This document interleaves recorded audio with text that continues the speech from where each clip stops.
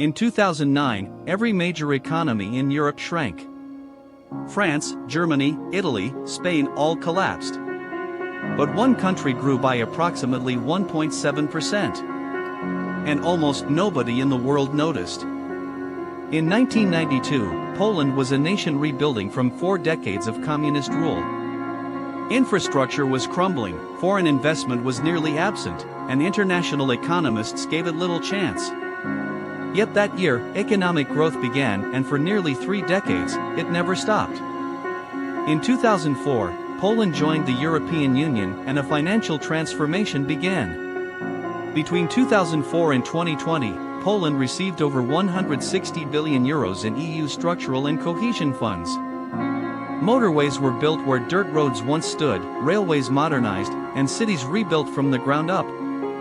Western European companies discovered a competitive advantage, a workforce of highly educated engineers and factory workers at wages far below German levels. By the mid-2010s, Poland had become the manufacturing backbone of Europe, producing automobiles, electronics, and heavy machinery for the entire continent. While its neighbors struggled inside the Eurozone's rigid monetary framework, Poland kept its own currency, the zloty. This gave Warsaw's central bank the power to adjust exchange rates when needed, keeping Polish exports competitive and absorbing shocks that crippled Eurozone economies. The 2001 dot-com crash, Poland grew through it. The 2008 to 2009 global financial crisis, Poland was the only EU member state to avoid recession. The 2012 to 2013 Eurozone debt crisis, Poland grew through that too.